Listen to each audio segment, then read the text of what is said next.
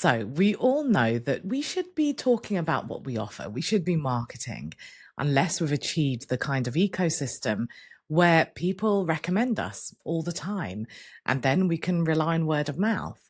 Now, if you've achieved that, if you're in that situation, does that mean that you don't need marketing anymore, that you don't need to be talking about what you offer? I don't know. I remember my friend saying how she was hesitant to hire a decorator. Now, this decorator was recommended to her, but she looked him up online and couldn't find anything. Now, in the end, she did go with him because his books were full for months, and she took that as a good sign. So for me, the jury's out on that one. Should we be continuing to talk about what we offer or not if we're okay with word of mouth and people referring us? But if you are working hard with your marketing, with putting content out there, we do need to address some really important questions. Is marketing what we think it is? Is it what we think it is anymore? Is yours working as hard as it should be? And how do you even know what results to look out for? What do good results look like? And how can you make your marketing efforts work harder? These are the questions that I'm going to dive into in this episode. Enjoy. Welcome to the Upgrade Your Education Business podcast. I'm your host, Samantha, and I'm so pleased you're here. As an education business owner myself and a former teacher, I understand the nuances that only apply to us. So in this podcast, I share fluff-free, tailored and actionable ideas that you can mould to suit your needs. If you'd like to take this conversation further, please do reach out. I would love to meet you. And finally, it would mean the world to me if you could leave a review. That way, you'll be helping me help more people. Thank you for tuning in. Enjoy. When you hear the word marketing, what springs to mind? Maybe you instantly think of social media. Perhaps it's about catching people's attention and standing out. Do you see it as something that's just constant? I think all of this and more have been true over time, but times have changed. The number 7, for example, has been really powerful in the world of sales and advertising for years. People need to see you 7 times before they take action. People need 7 touch points before they buy. Follow up with people 7 times. The problem is that latest research, as in released in 2025, has shown that that number has dramatically changed. It's now an average of 28.8. People need to see us 28.8 times before they take action, before they buy. So what does that mean for us small business owners, and how does that affect our marketing? Well, it certainly means that consumer behavior has changed.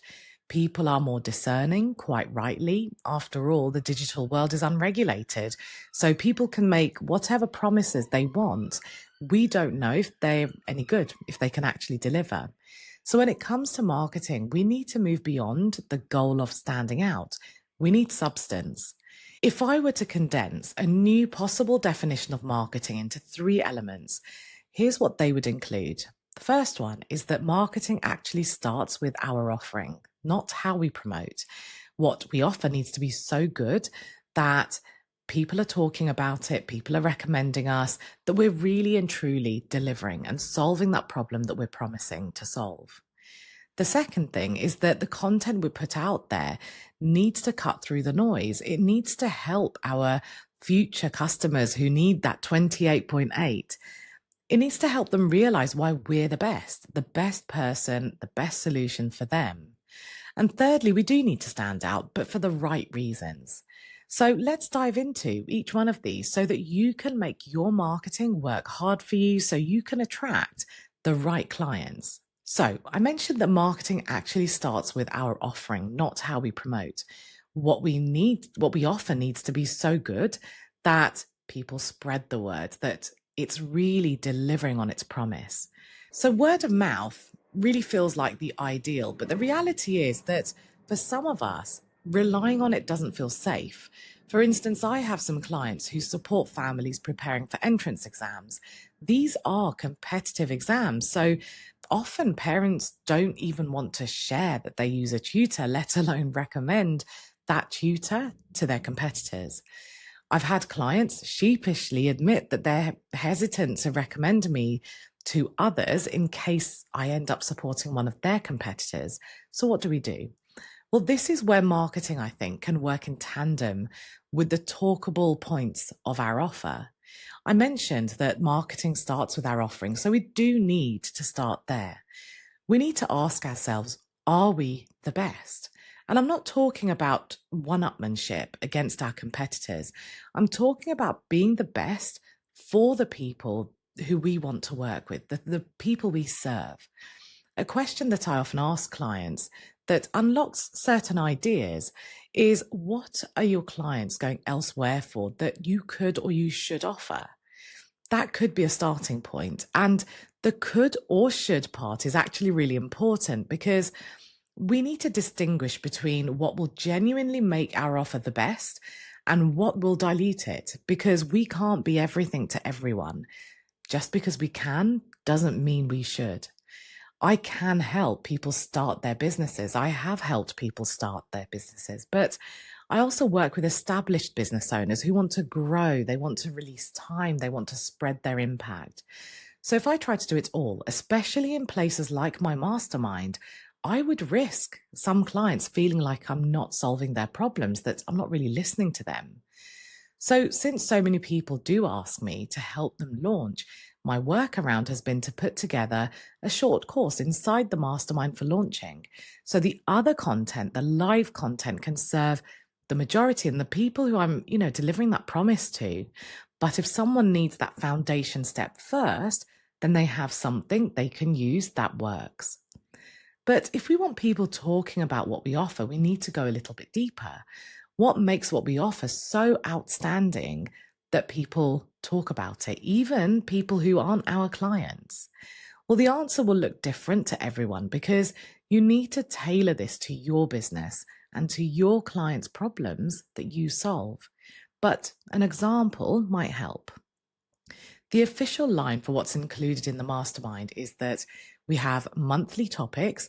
I deliver monthly 90-minute action-focused sessions, on that topic. We have a monthly co-working session, and at the end of each month, I do a Q&A session. All of those live sessions are recorded and they're uploaded into the training vault. And when you join the mastermind, you get instant access to everything, all the historical content, everything that's happening right now. Now, that's the official line, but unofficially, I do more. Around every quarter, I host a 3-day sales sprint to help people take faster action that moves the needle on sales. Masterminders comment every time how they get results within 24 hours of taking action, just really small but mighty things.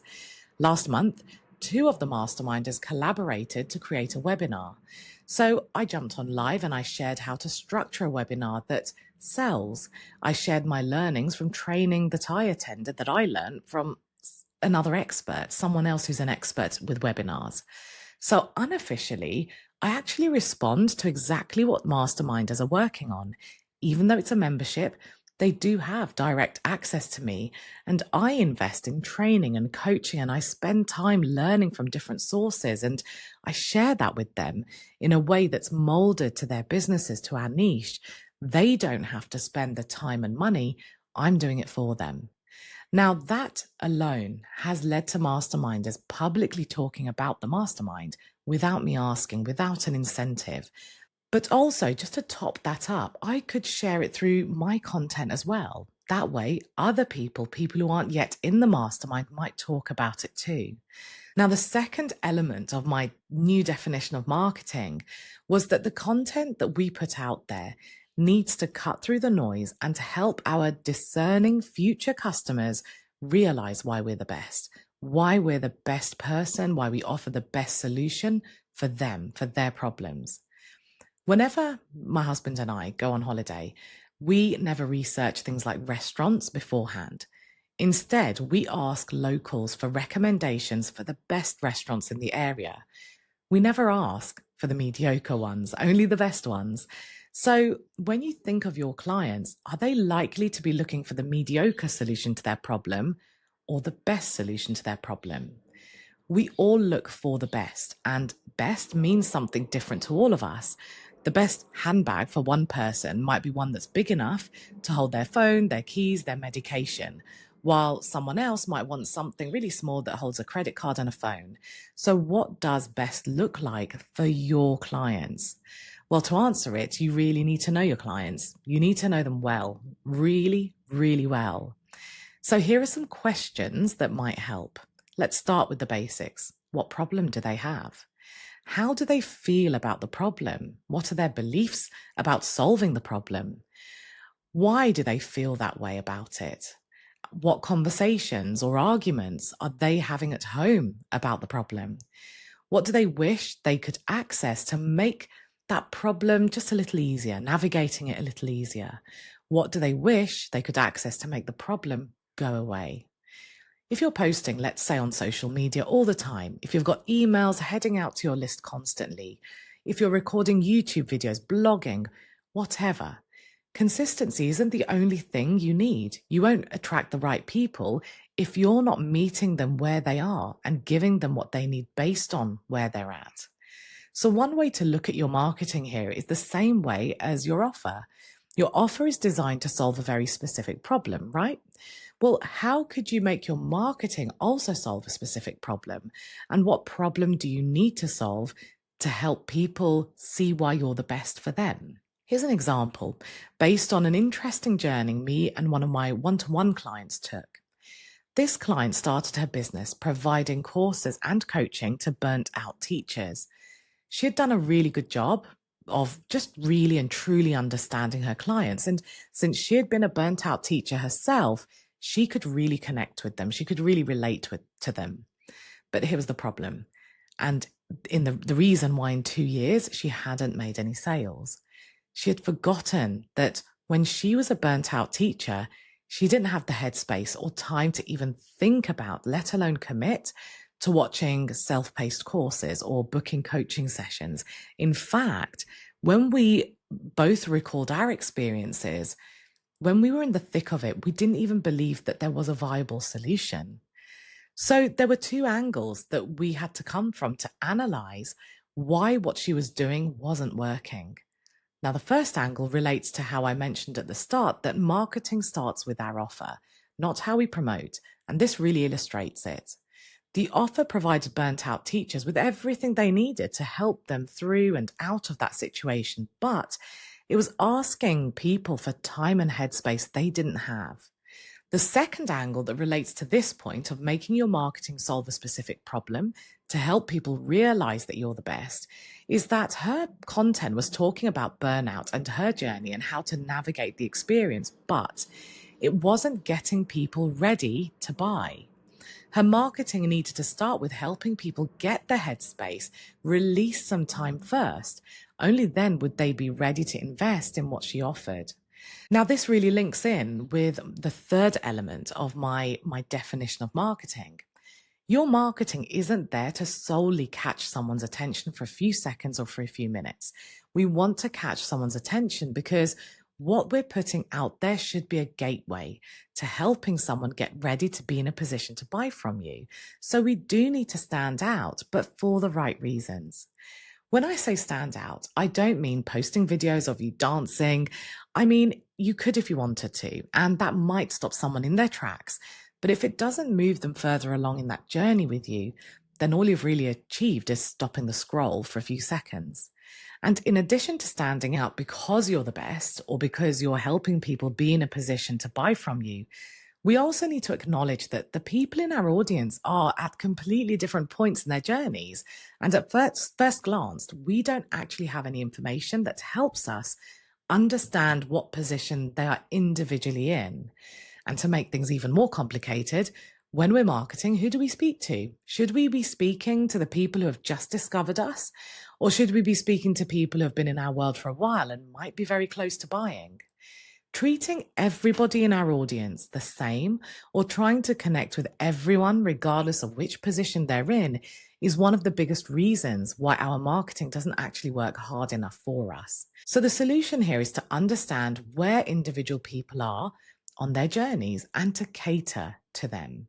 And to achieve this, there is something known in the marketing world as hand raiser content, or you may have heard of segmenting your audience. That's very common with email marketing. These essentially refer to finding a way to get tangible signals from our audience as to which position they're in so that we can share very specific content with them. A really easy example that I can give you so that you can see what this might look like involves email marketing, just because of how those platforms work. But bear in mind, you can still achieve this on social media through things like polls or just simply by speaking to people. So I could send my email list an email that gives them, let's say, 3 options, and they can select any one of them. I can set it up so that where they're tagged, they are labeled according to which option they selected. And I can create a series of emails that are sent to them that's really tailored for whichever option they selected. When you integrate things like this into your marketing, it's really powerful. And like I said, you don't have to use email marketing or polls to do this. You can just go out and speak to people to really understand them and to respond. So, in order for this to work, you need to actually have some data, some information about your audience, data that they have voluntarily given to you rather than just going out there and marketing blind. Secondly, your marketing works hard for you and brings you results because you're showing people why you're the best for them in a really targeted way, in a way that caters to exactly what they need because of the position they're in. And thirdly, this works because it helps you stand out for all the right reasons. So I've shared quite a lot in this episode, and as you can tell, it's quite a deep topic. So I'm actually going to be delivering training to the masterminders on this next month in September. But regardless of when you're listening to this, it's going to be recorded and added to the training vault. So you can get instant access to it anyway. And if you join, instead of trying to look for the training that's relevant to really understanding your audience, drop me a message and I'll just send you the direct link. So on that note, think about what I've talked about and choose one thing that you can deep dive into and really take action on. And remember that marketing is not about the how. It's not about which platform you should be on and what content you should be putting out there. Fundamentally, marketing starts with what we offer, and that offer being the best for the people that we serve. Thank you as always for listening, and you'll hear from me on Wednesday. Would you like to take this discussion further? Perhaps you have some questions or you'd like more ideas on tailoring your business. If so, book a free discovery call through the link in the show notes.